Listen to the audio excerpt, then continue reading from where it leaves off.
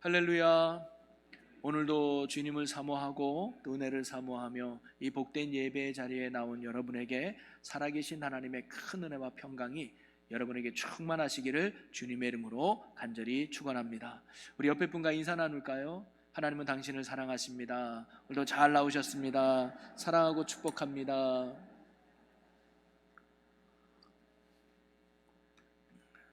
네.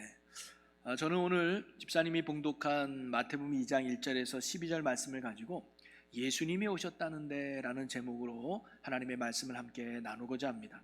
오래전에 영국 런던에서 있었던 일인데요, 폭우가 쏟아지던 어느 여름날 런던 교회 한 농가를 지나가던 일행이 있었습니다.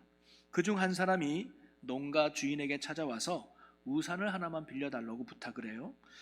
지나가는 사람이 우산을 빌려달라고 하니까 안 빌려줄 수도 없고 또 귀찮고 해서 창고 구석에 있는 아주 낡은 우산 하나를 그냥 툭 던져주고 빌려줍니다. 그래서 이 사람은 그 우산을 가지고 가서 주인처럼 보이는 한 여인을 씌워서 그 길을 걸어갔다고 합니다.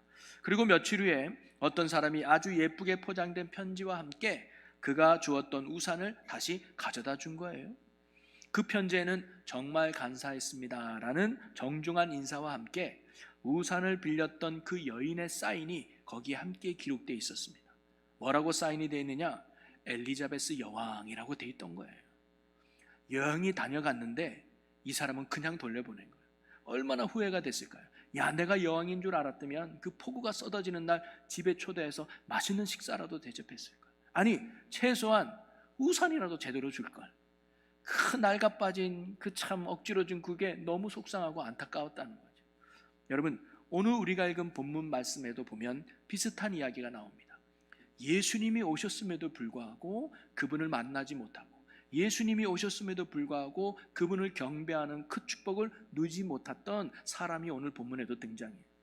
오늘 본문은 마태복음에만 기록된 말씀으로 우리가 너무나 잘 알고 있는 동방박사들이 예수님을 찾아와 경배한 이야기의 말씀이죠.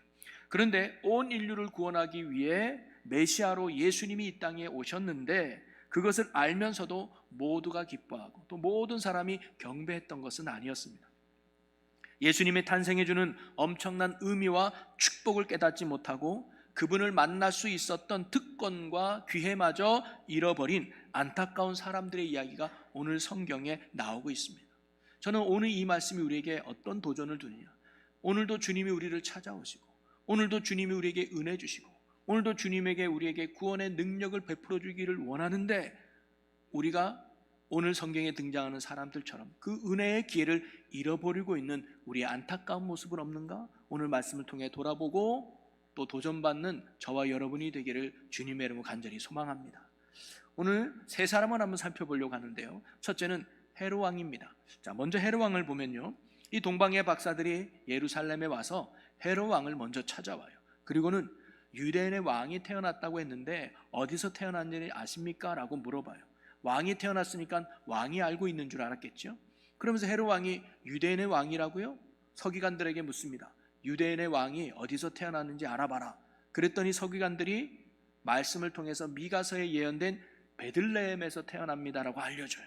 그래서 헤롯 왕이 베들레헴에서 태어났다고 하네요 라고 동방 박사들에게 알려주면서 헤롯 왕이 이렇게 이야기를 해요. 7절 8절에 보면 이에 헤롯이 가만히 박사들을 불러 별이 나타난 때를 자세히 묻고 베들레헴으로 보내며 이르되 가서 아기에 대하여 자세히 알아보고 찾거든 내게 구하여 나도 가서 그에게 경배하게 하라. 여러분, 이 말씀만 보면 이 헤롯 왕도 예수님의 탄생을 기뻐하고 예수님께 나아가 경배하고 싶은 사람처럼 비춰져요. 아유, 자세히 언제 했는지 알려줘서 나에게 알려주십시오. 그래서 저도 예수님께 정말로 경배하고 싶습니다라고 이야기하는 것 같아요. 그런데 속마음은 그렇지 않았습니다. 그가 예수님을 경배하고 싶어서 어디서 태어났는지 알아본 게 아니라 사실 예수님을 없애버리려고 그랬던 거예요. 이걸 알았던 하나님께서는 동방 박사들에게 나타나서 헤롯에게 가지 말아서 다른 길로 피신시키죠. 그리고는 헤롯 왕이 동방 박사들이 자기를 속인 걸 알고 16절에 이런 일이 일어납니다. 16절 같이 보겠습니다. 이에 헤롯이 박사들에게 속은 줄 알고 심히 노하여 사람을 보내어 베들레헴과 그 모든 지경 안에 있는 사내 아이를 박사들에게 자세히 알아본 그때를 기준하여 2살부터 그 아래로 다 죽이니.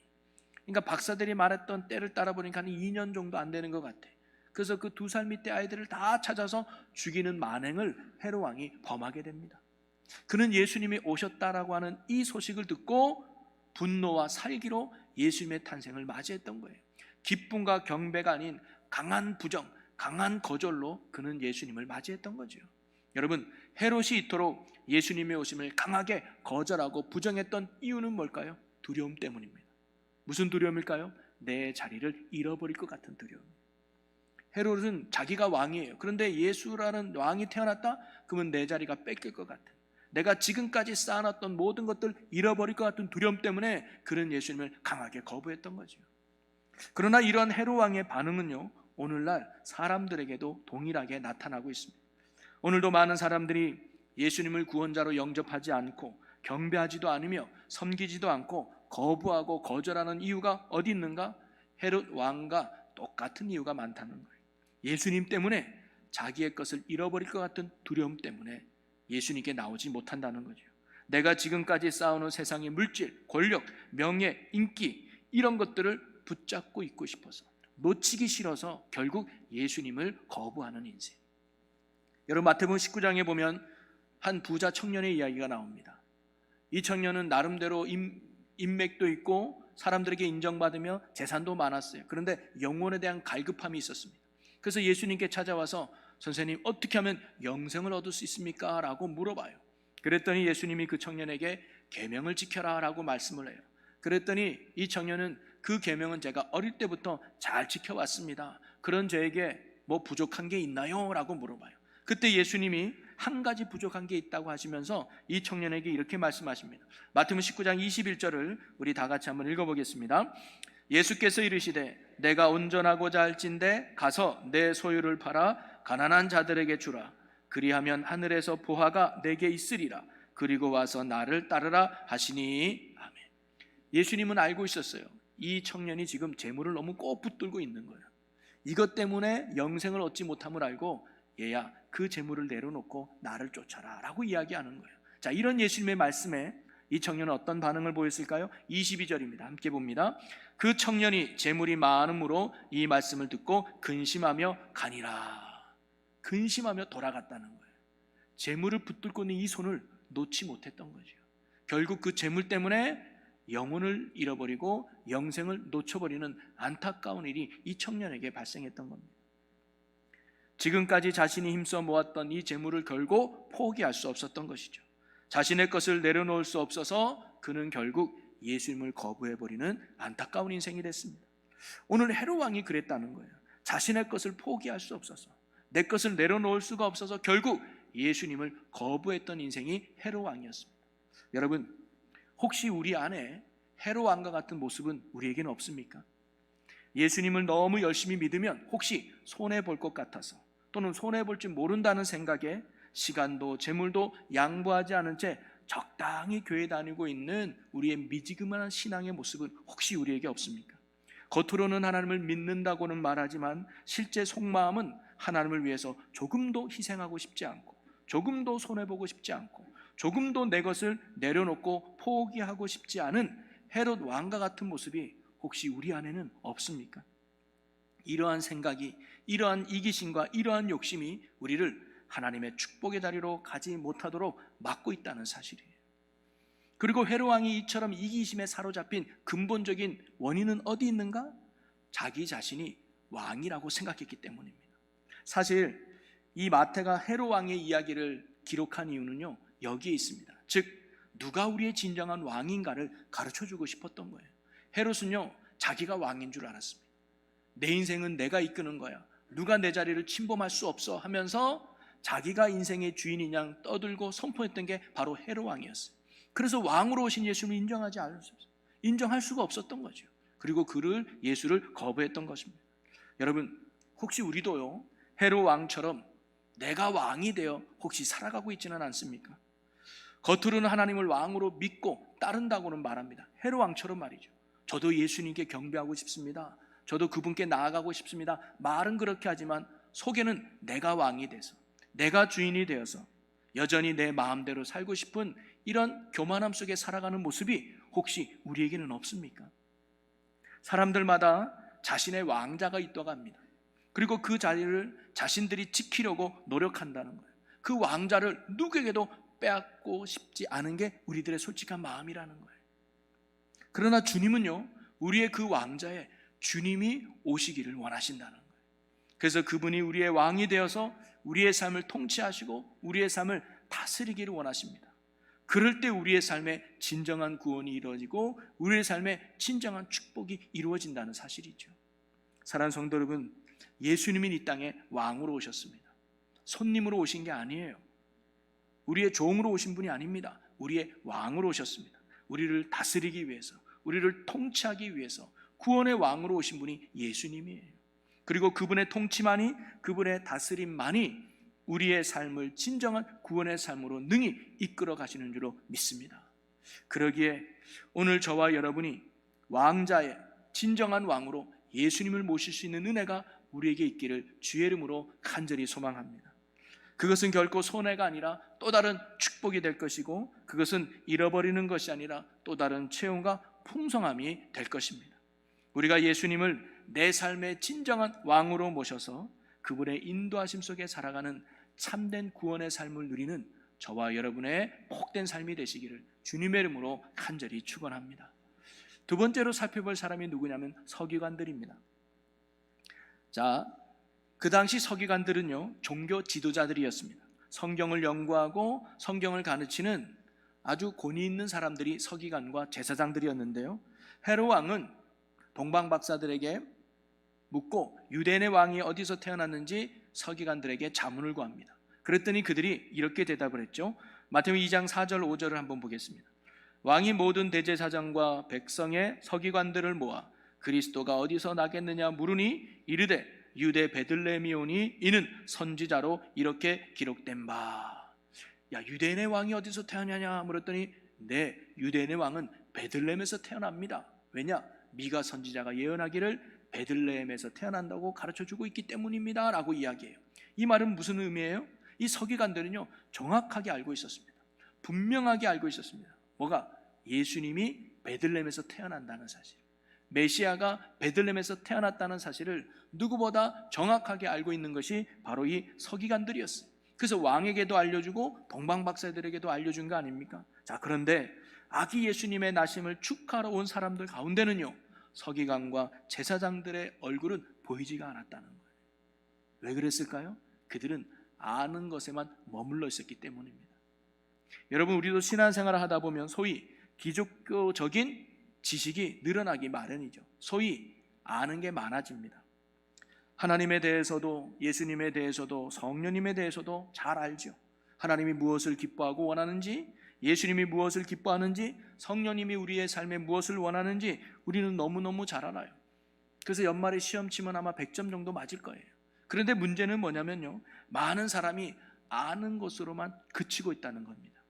이것이 어떻게 보면 참 비극 중에 비극이라고 할 수 있는데요, 서기관들은요, 앞에도 말했지만 예수님의 낳은 것을 누구보다 정확하게 알고 누구보다 분명하게 알고 있었습니다. 그러나 그들은요, 거기까지였어요.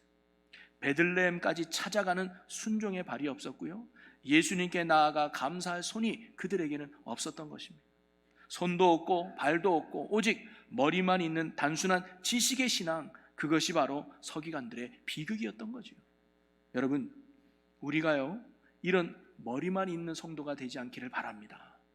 알고만 있고 지식으로만 머무는 성도가 되지 않기를 바랍니다. 여러분, 아는 것은요, 시작이 될 수 있지만 그것이 결코 우리에게 구원을 가져다 주진 않아요. 야고보서 2장 19절에 보면 내가 하나님은 한 분이신 줄 믿느냐? 잘 아는도다. 귀신들도 믿고 떠느니라. 여러분, 누구보다 예수님이 누군지를 알고 있었던 게 귀신들이었어요.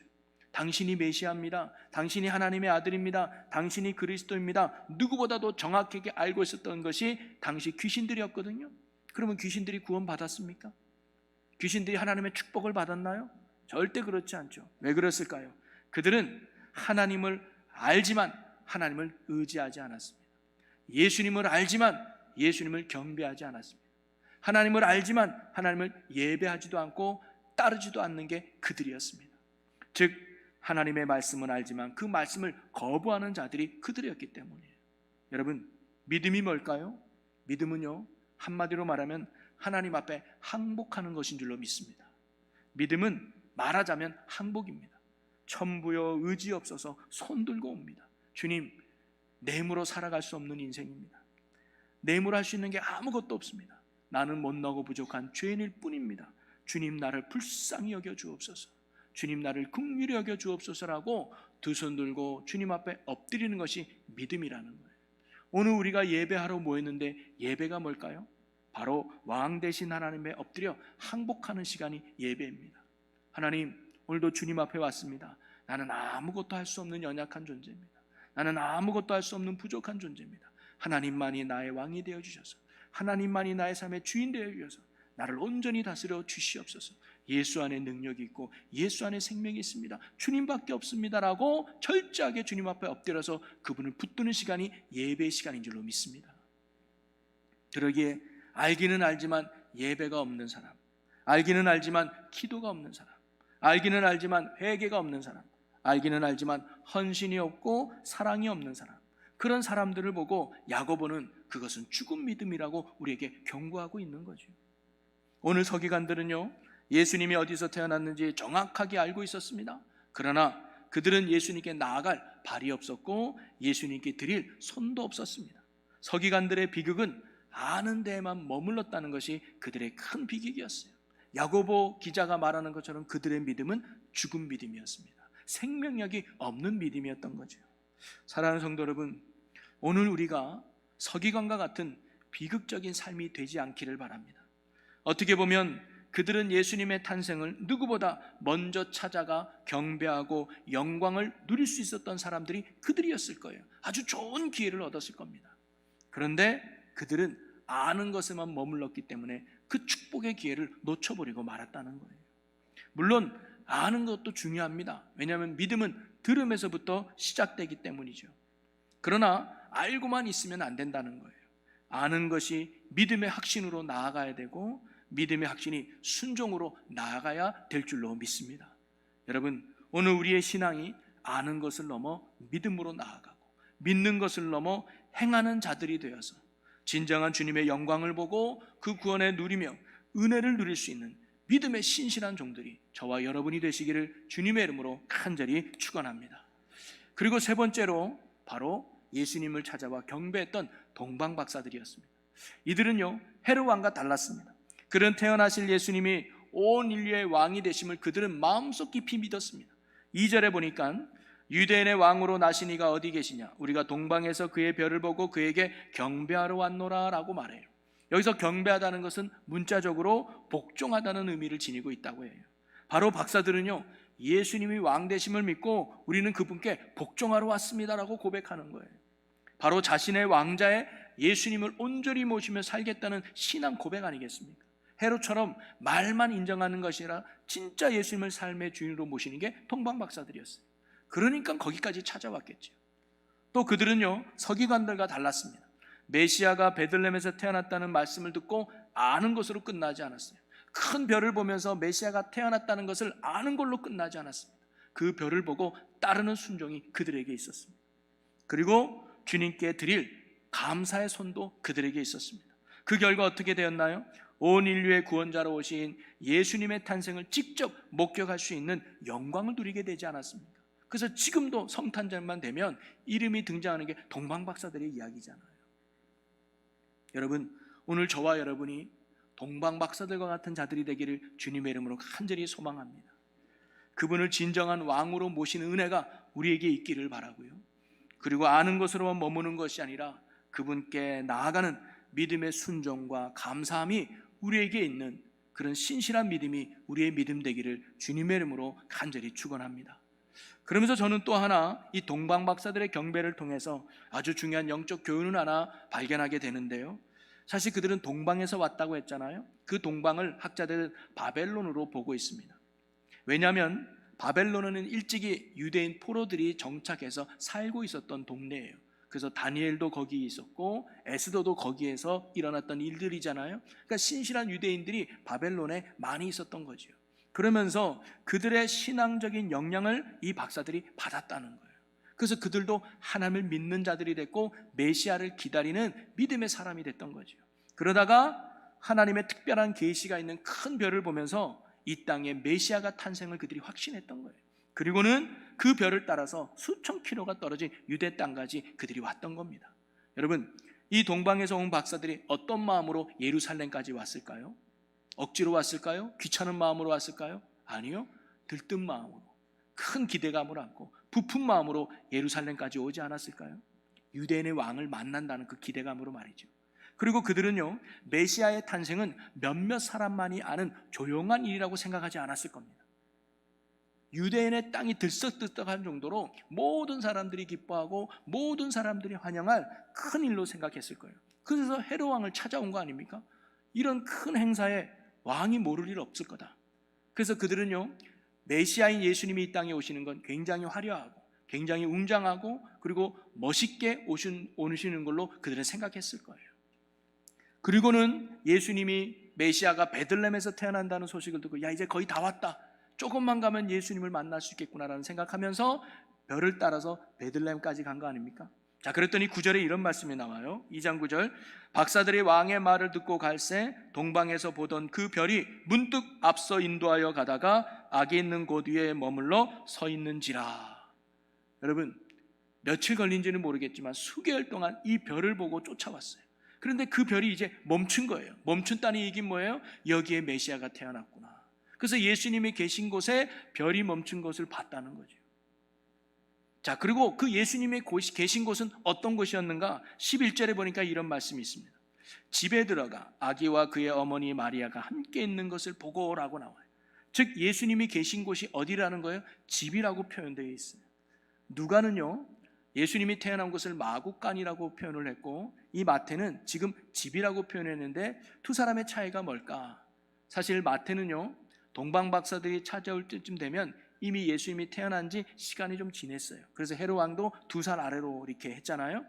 그래서 마구간에서 나와서 집에 들어가서 소위 산후조리를 바로 이 예수님이 하고 있었던 거죠. 그래서 이 집이라는 표현이 개인 집인지 여관 집인지는 불확실합니다. 그런데 중요한 건 뭐냐면 예수님이 계신 곳은 전혀 화려하지 않았다는 거예요. 예수님이 계신 곳은 전혀 웅장하지 않았다는 거예요. 예수님이 계신 곳은 전혀 멋있는 집이 아니라 지극히 평범하고 지극히 초라한 집이었다는 거예요. 여러분, 사실 박사들의 입장에서 보면 실망할 법하지 않습니까? 저 같으면 굉장히 실망했을 것 같아요. 큰 기대감을 가지고 왔는데 정말 예수님 유대인의 왕으로 오신 그분은 어느 곳에서 태어날까? 정말로 멋지고 웅장하고 화려한 곳에서 태어나지 않았을까? 이런 기대감을 가지고 왔었을 텐데 막상 와보니까 너무 초라해도 이게 너무 초라한 게 아니에요. 아니 이거 너무한 거 아닌가? 아니 여기가 아닌 건 아닌가? 여기 말고 딴 곳에 메시아가 오는 거 아닌가? 저 별이 잘못 멈춘 거 아닌가? 라고 생각 들지 않았을까요? 여러분, 종종 우리 신앙생활 할 때도 이런 일이 있죠. 야, 기도하면 놀라운 응답이 있을 거야. 신앙생활 하면 놀라운 축복이 있을 거야. 그런 기대감으로 막상 신앙을 출발했는데 전혀 변화도 없고 전혀 능력도 없고 아무 일도 일어나지 않는 그런 초라함의 인생, 실망감 있을 때가 있죠. 이 박사들도 혹시 그러지 않았을까요?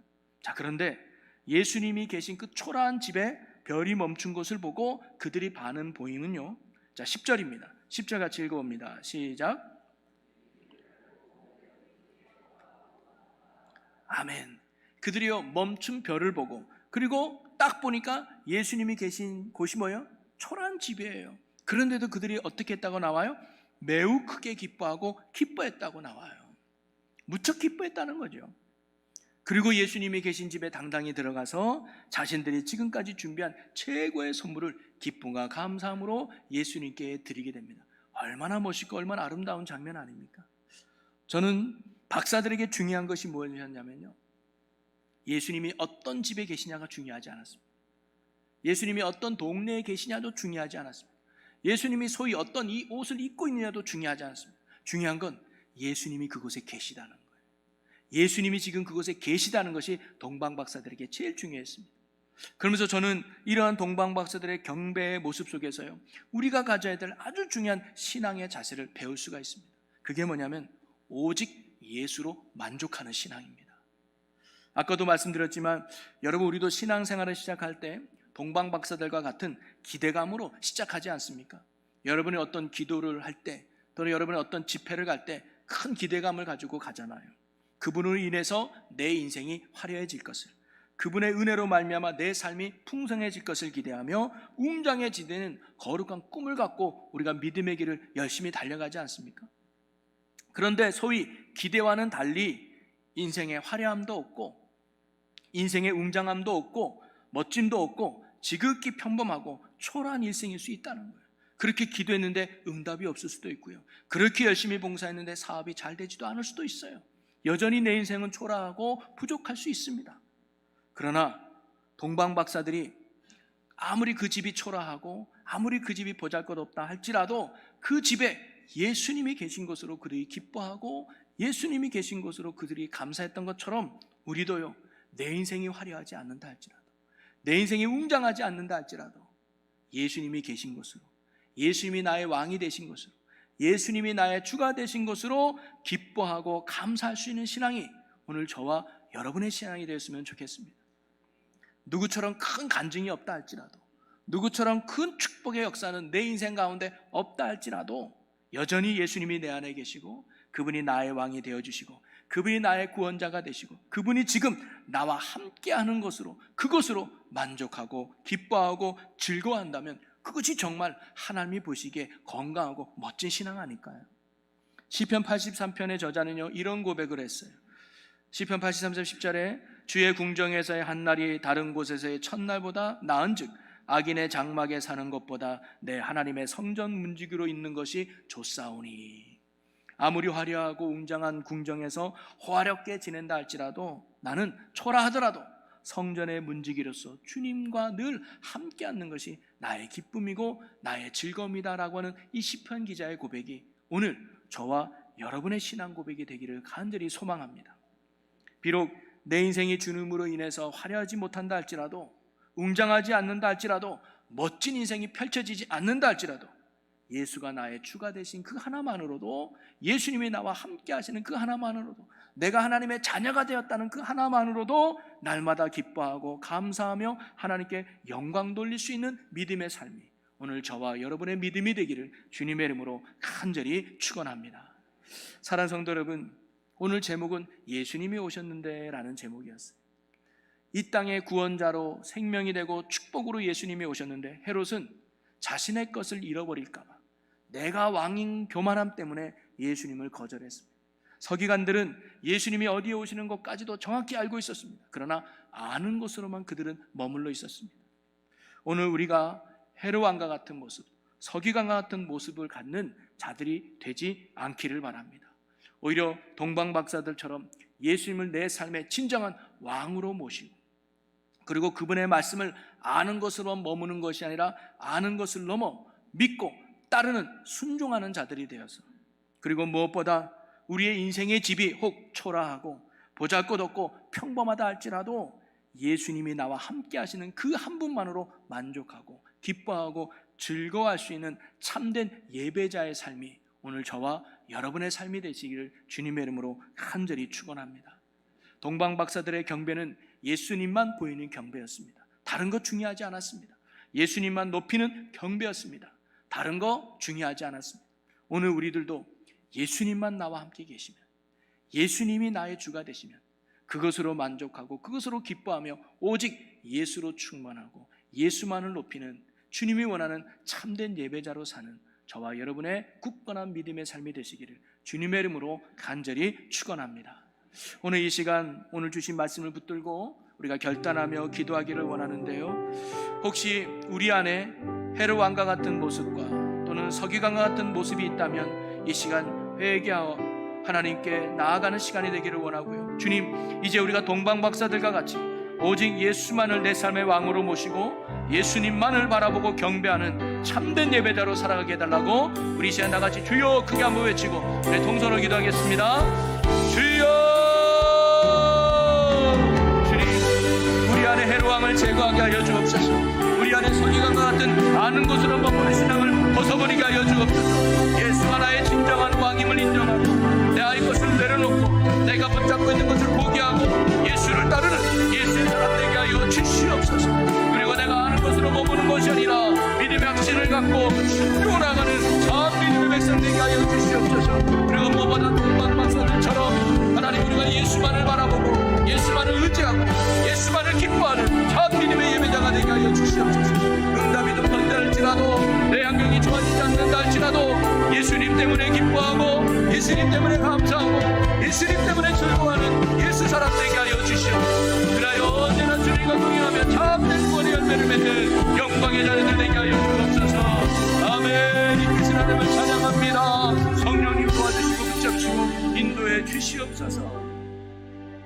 할렐루야. 살아계신 하나님, 우리가 하나님을 믿는다고 하면서도 하나님을 왕으로 선포하면서도 헤롯 왕과 같이 내 것을 잃어버리기 싫어서 손해보기 싫어서 여전히 내가 왕대 살아갔던 교만함이 내 안에 있었습니다. 또 서기관과 같이 알기는 많이 알지만 불순종으로 살아가는 연약함이 우리에게 있었습니다. 이런 연약함을 주님 용서하여 주시옵소서.